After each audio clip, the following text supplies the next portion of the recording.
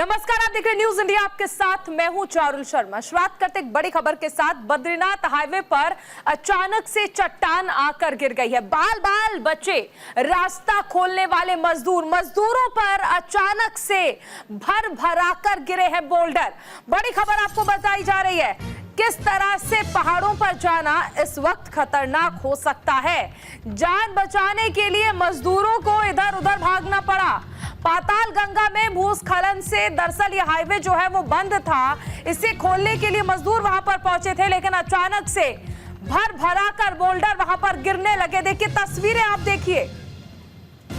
फिलहाल बारिश का कहर उत्तराखंड में देखने को मिल रहा है। लगातार पहाड़ों पर भूस्खलन चल रहा है।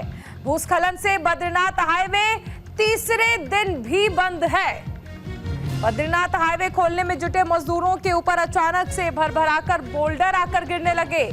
तेजी से मजदूर अपनी जान बचाने के लिए भागे। गनीमत रही कि सभी मजदूर सुरक्षित हैं।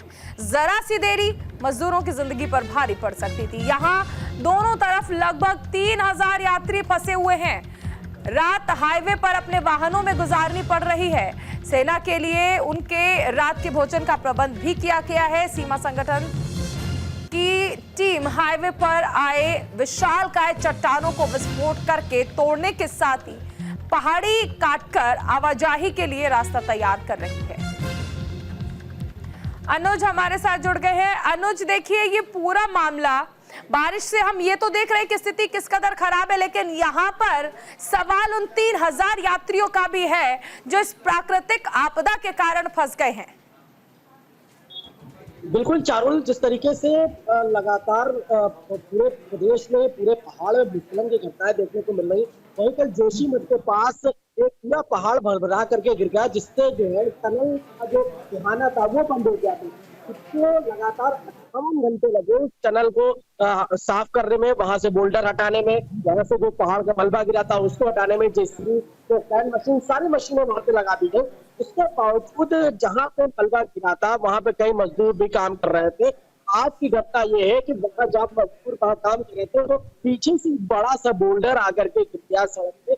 लेकिन फिलहाल मजदूरों को बचा लिया गया, आनन फानन में चीजें हुई और मजदूरों को बाल बाल मजदूर बच गए। लेकिन ये एक बड़ा हादसा हो सकता था, मशीन के ऊपर बोल्डर गिर सकता था। लगातार इस प्रकार की घटनाएं सामने आ रही है। प्रशासन हो या सरकार हो, लगातार अलर्ट मोड पे है। अपने टीम है वो अलर्ट मोड पे है, क्योंकि मौसम लगातार खराब होता चला जा रहा है। चाहे उत्तराखंड के मैदानी जिलों की अगर बात करें या पहाड़ी जिलों की अगर बात करें। इसके अलावा अगर बात करें जो कि चारधाम यात्रा रूट लगातार जारी है, वहां पे टूरिस्ट आ रहे हैं, पर्यटक आ रहे हैं, उनको करीब करीब कल जिस तरीके से 58 घंटे में जाम खुला, तो कई ऐसे पर्यटक थे जिनको पैदल जोशीमठ से पाताल गंगा से पार कराया गया, पैदल वाले रास्ते से उनको ले जाया गया और उनकी गाड़ियां वो करा दी गई। तो कहा जा सकता है अब जाकर के जो वो मलबा हटा है, अब वो यात्रा जो है फिर से एक बार सुचारू रूप से चालू कर दी गई है। लेकिन लगातार इस तरीके की घटनाएं सामने आ रही हैं। चिंतन मनन का विषय है। लगातार भूवैज्ञानिक इस मामले को ये समझना चाहेंगे कि अभी हमने देखा था कि बीच में कुछ 1 से 2 दिनों के लिए यात्रा को रोक दिया गया था। इसके बाद हम देख रहे हैं कि एक बार फिर से जिस तरह से पहाड़ से मलबा आता है, उसके बाद फिर से कुछ वक्त के लिए यात्री को फंसना पड़ जाता है। क्या कुछ अलग से गाइडलाइंस जारी की गई हैं उत्तराखंड सरकार की ओर से, क्योंकि ये वो सीजन है जब भारी संख्या में चारधाम यात्रा के लिए टूरिस्ट वहां पर पहुंचते हैं? बिल्कुल चारुल, जिस अभी एक दिन के लिए रविवार को यात्रा रोकी गई थी, क्योंकि भारी बारिश का अलर्ट जारी किया था मौसम विभाग ने। इस वजह से जो गढ़वाल कमिश्नर है विनय शंकर पांडे, उन्होंने इस यात्रा आदेश जारी करके इस यात्रा को एक दिन के लिए स्थगित कर दिया था। लेकिन उसके बाद सोमवार से ये यात्रा फिर से चालू हो गई और इस तरीके की घटनाएं सामने आ रही हैं कि जहां पे पहाड़ी गिर रही है, बोल्डर गिर रहा है। सरकार इस बात को बोल रही है कि आप चारधाम यात्रा करने आ रहे हैं तो अगर अब मौसम विभाग का अलर्ट है तो कृपया करके यात्रा ना करें। अगर आप सुरक्षित स्थान पे हैं तो वहां पे बने रहें। उसके बाद जब अलर्ट खत्म हो जाए तब आप यात्रा की शुरुआत करें। जहां जहां पे टूरिस्ट फंसे हुए हैं उनको कई कई जगहों पे रोका गया है। श्रीनगर हो, ऋषिकेश की मिनी की रेती हो, रुद्रप्रयाग हो, तमाम जगहों पे टूरिस्ट को रोका गया है। चमोली जिला हो, कर्णप्रयाग हो, वहां पे लोगों को रोका गया है। जब पूरा रास्ता खुल जाता है तब जाकर के टूरिस्टों को वहां से निकाला जाता है यात्रा करने को लेकर के। लेकिन फिलहाल सरकार इस बात को बोल रही है कि जब तक अलर्ट है कृपया करके आप लोग लेकिन सुरक्षित फिलहाल रहे, आप पहाड़ों पर सुरक्षित जाने से स्थान पर रहें। बचने की जरूरत है, क्योंकि पहाड़ इस वक्त कभी भी नीचे आ सकते हैं। चलिए अनुजा बने रही, आगे आपसे जानकारी लेंगे। खबरों में आगे बढ़ते हैं। भारी बारिश से देवभूमि में आफत मची हुई है। चमोली में भर भराकर टूटा है पहाड़। चमोली के पाताल गंगा में भयानक भूस्खलन हुआ है। जोशीमठ बद्रीनाथ हाईवे NH 7 को बंद कर दिया गया है। जोशीमठ सड़क बंद होने से पोलिंग पार्टियां परेशान हो गई हैं। पोलिंग पार्टी लैंडस्लाइड की वजह से अभी भी फंसी हुई हैं। पोलिंग पार्टियों को उन्हें निकालने के लिए हेलीकॉप्टर भेजा गया है। कल यहां पर विधानसभा उपचुनाव के लिए मतदान हुआ था। जोशीमठ में सड़क मार्ग बंद होने से पोलिंग पार्टियों को मतदान सामग्री के साथ जोशीमठ से हेलीकॉप्टर से गोपेश्वर पहुंचाया जा रहा है। मतदान केंद्र द्रोणागिरी, जुम्मा, कोशा और अरुण पटूड़ी की पोलिंग पार्टियों के लिए हेलीकॉप्टर भेजा गया। कल ही यहां विधानसभा के लिए मतदान हुआ है। जोशीमठ के समीप बंद बद्रीनाथ हाईवे पर फिर से मलबा आने से पैदल आवाजाही मुश्किल हो गई है। इससे पहले दिन बद्रीनाथ हाईवे नहीं खुलने से यात्रियों ने वाहनों में रात गुजारी। तीसरे दिन भी हाईवे की स्थिति सुधरी नहीं है।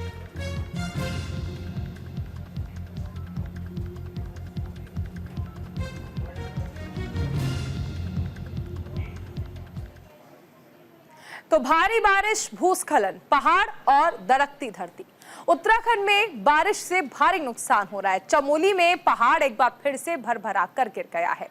चमोली के पाताल गंगा में भयानक भूस्खलन हुआ है। जोशीमठ बद्रीनाथ हाईवे NH 7 फिलहाल बंद है।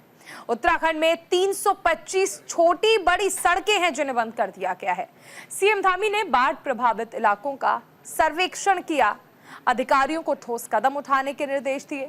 कुमाऊं में लगभग 134 सड़कें ऐसी हैं जिन्हें बंद कर दिया गया है। सड़कें खोलने की तैयारियों में प्रशासन जुटा हुआ है। संवेदनशील इलाकों में भूस्खलन की आशंका जताई जा रही है। रुद्रप्रयाग में 12, बागेश्वर में 25 सड़कें लगभग बंद हैं। देहरादून जिले में 13, पिथौरागढ़ में 17, अल्मोड़ा में 6, चंपावत में 3, पौड़ी गढ़वाल में 5 और चमोली में 25, टिहरी गढ़वाल में 8 ऐसी सड़कें हैं जिन्हें बंद किया गया और मौसम विभाग ने इसके लिए अलर्ट जारी कर दिया है। 13 जुलाई तक उत्तराखंड के सभी 13 जिलों के लिए येलो अलर्ट जारी कर दिया गया है।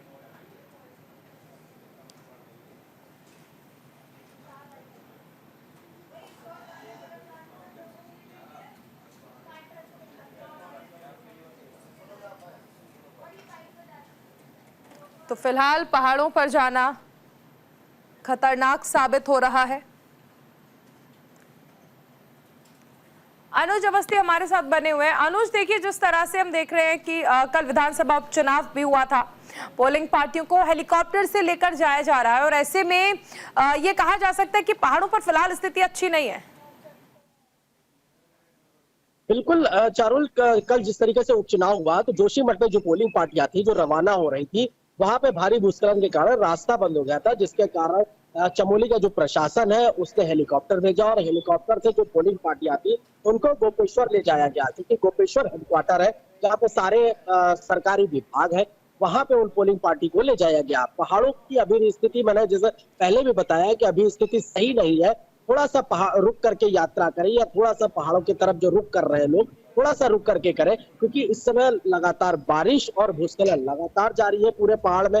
करीब 150 से जो सड़कें हैं वो करीब कुमाऊं क्षेत्र की जो सड़कें हैं वो बंद है। फिलहाल पीडब्ल्यूडी विभाग की टीमों, आपदा प्रबंधन विभाग की टीमों, SDRF की टीमों, NDRF की टीमों, तमाम जो टीमें हैं वो जो रास्ता है उनको खोलने का प्रयास कर रही है। पोकलैंड मशीन हो, JCB हो, इनके माध्यम से रास्ता खोलने का प्रयास किया जा रहा है। इसके अलावा जो नदी किनारे लोग हैं उनको अलर्ट पे रखा गया है कि अगर नदी का जलस्तर बढ़ता है तो आप कम से कम सुरक्षित स्थान पर पहुंच सके। इसके अलावा अगर जलस्तर की अगर बात करें तो चाहे अलकनंदा नदी हो, भागीरथी हो, पिंडर नदी हो, मंदाकिनी हो, गंगा नदी हो, तो सभी नदियों का जलस्तर खतरे के निशान से ऊपर जा रहा है। ऋषिकेश हो, हरिद्वार हो, लगातार प्रशासन माइक के द्वारा लगातार अलर्ट करता हुआ जा रहा है कि जो घाट के किनारे लोग हैं वो कम से कम बचे, घाट पे जाने से बचे, गंगा नदी के पास जाने से बचे। साथ ही साथ जो घाट किनारे लोग हैं वो कम से कम सुरक्षित रहे। साथ ही साथ अगर किसी अप्रिय घटना का समाचार मिलता है तो सबसे पहले तत्काल रूप से वो सुरक्षित स्थान पर पहुंचे। ये तमाम चीजें लाउड स्पीकर के द्वारा प्रशासन के द्वारा लगातार बताई जा रही है और सभी लोग अलर्ट मोड पे है। जिला अधिकारी अलर्ट मोड पे है, साथ ही साथ आपदा प्रबंधन की जो टीम है वो अलर्ट मोड पे है। कहा जा सकता है अधिकारी अलर्ट मोड पर हैं और अब जनता को भी एहतियात बरतना होगा। अनुज आप बने रहे, आगे आपसे जानकारी लेंगे। चलिए आगे बढ़ते, एक बड़ी खबर आ रही है। उत्तराखंड को जल्द ही एक बड़ी सौगात मिलने वाली है। इन्वेस्टर्स ने निवेश में रुचि दिखाई है। कई उद्यमी उत्तराखंड में निवेश करने के लिए तैयार है। कई सेक्टर्स में निवेश के लिए एमओयू पर दस्तखत किए जाएंगे।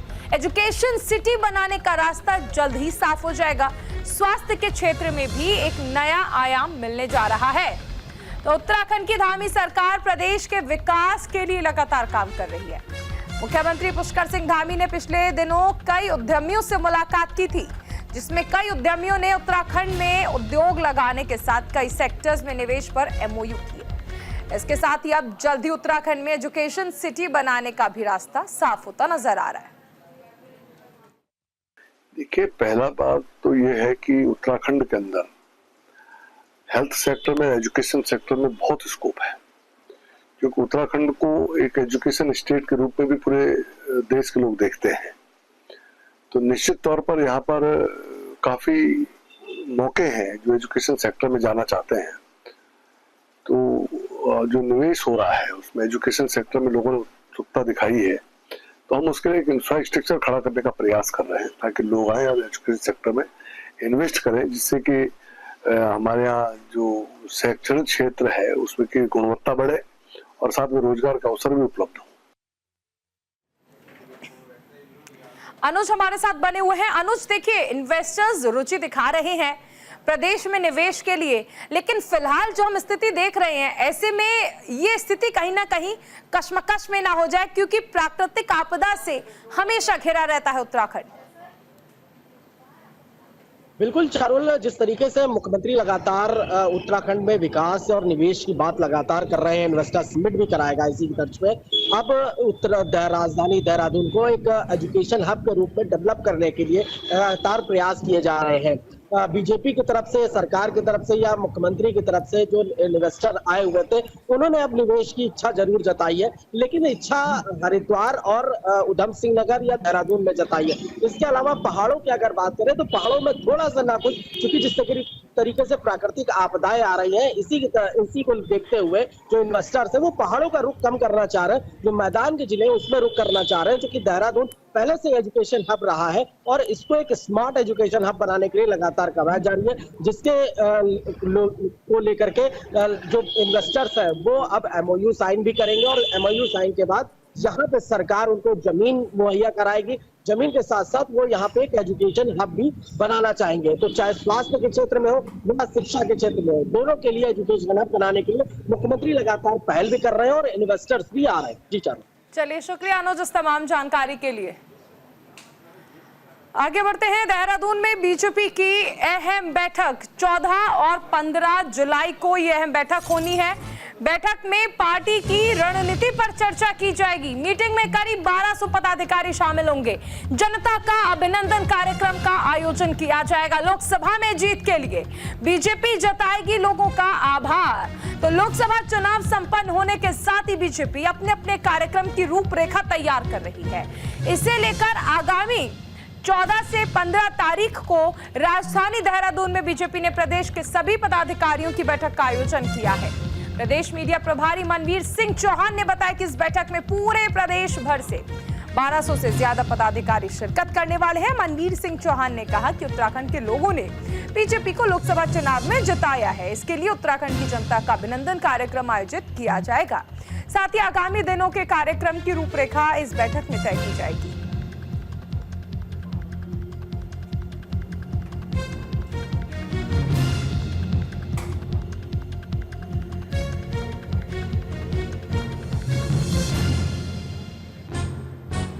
कांग्रेस के द्वारा हिंदुओं को हिंसक और झूठा बोलकर जिस प्रकार से अपमान किया गया पूरे हिंदू समाज का, उसके लिए भी एक निंदा प्रस्ताव के रूप में भारतीय जनता पार्टी उसको रखने वाली है।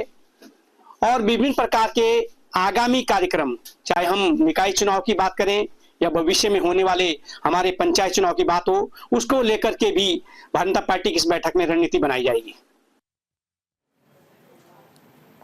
वहीं भारत को हिंदू राष्ट्र बनाने के लिए गायिका कवि सिंह ने हरिद्वार से रामेश्वरम तक पदयात्रा शुरू की है। हरिद्वार हर की पैड़ी पर गंगा की पूजा अर्चना कर दुग्धाभिषेक कर यात्रा की शुरुआत की। यात्रा हरिद्वार से शुरू होकर प्रदेशों से होती हुई रामेश्वरम तक जाएगी। यात्रा की जानकारी देते हुए कवि सिंह ने बताया कि भारत को हिंदू राष्ट्र बनाने और हिंदू समाज को जागरूक करने के लिए ये यात्रा शुरू की गई है। हिंदू समाज को सनातन संस्कृति और इसके गौरव के प्रति जागरूक करना ही इस यात्रा का उद्देश्य है। इस दौरान श्री अखंड परशुराम अखाड़े के अध्यक्ष पंडित अधीर कौशिक ने कवि सिंह का स्वागत करते हुए कहा कि भारत को हिंदू राष्ट्र बनाने और सनातन संस्कृति के प्रति हिंदू समाज को जागरूक करने के लिए ये यात्रा निकाली जा रही है। हिंदू राष्ट्र यात्रा में श्री अखंड परशुराम अखाड़े का पूर्ण सहयोग रहेगा। नमन करता हूँ, माँ गंगा जी के प्रांगणों में नमन करता हूँ, जो ये माँ गंगा जी का प्रांगण है। और जब हम धर्म की यात्रा, क्या सनातन धर्म ध्वज की यात्रा जो प्रारंभ होती है वो हर की पैड़ी ब्रह्मकुंड से, जो वास्तव में इस बिटिया का एक संकल्प लिया कि हरिद्वार से गंगा जल लेकर मैं पैदल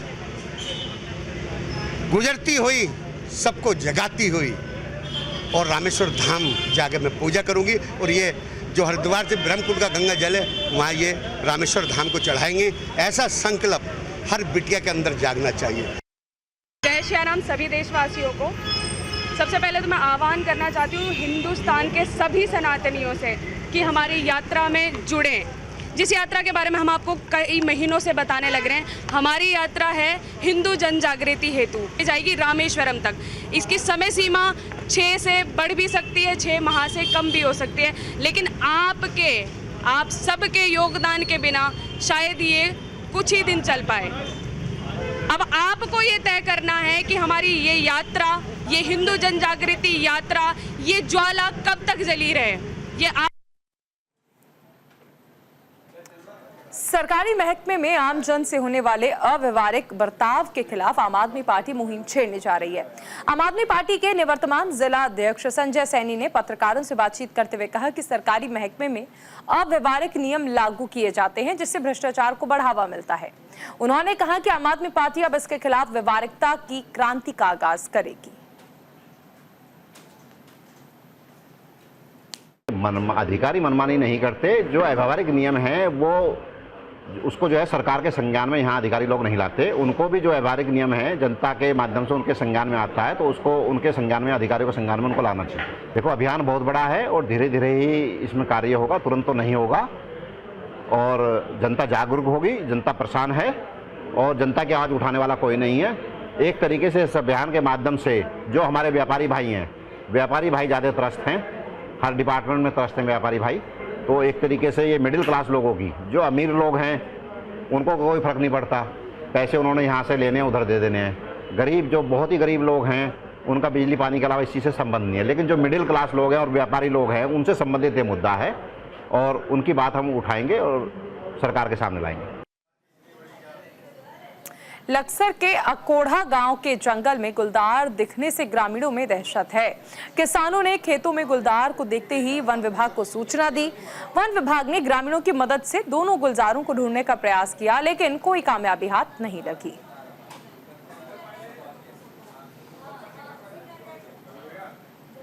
देखकर नीम के नीचे बैठे थे, भाई बच्चे दे दो, और वो हमें देखकर फिर वो बढ़ गया वहाँ। फिर हम उनसे भाग लिया, वहाँ का जीव से भी आ जाओ। देखकर नीम के नीचे बैठे थे, भाई बच्चे दे दो, और वो हमें देखकर फिर वो बढ़ गया वहाँ। फिर हम उनसे भाग लिया, वहाँ का जीव से भी आ जाओ। देखकर नीम के नीचे बैठे थे, भाई बच्चे दे दो, देखकर नीम के नीचे बैठे थे, भाई बच्चे दे दो, और वो हमें देखकर फिर वो बढ़ गया। देखकर नीम के नीचे बैठे थे, भाई बच्चे दे दो, और वो हमें देखकर फिर वो बढ़ गया। देखकर नीम के नीचे बैठे थे, भाई बच्चे दे दो, और वो हमें देखकर फिर वो बढ़ गया वहाँ। फिर हम उनसे भाग लिया, वहाँ का जीव से भी आ जाओ। और इसी के साथ इस बुलेटिन फिलहाल इतना ही। आप बने रहे न्यूज़ इंडिया के साथ। नमस्कार।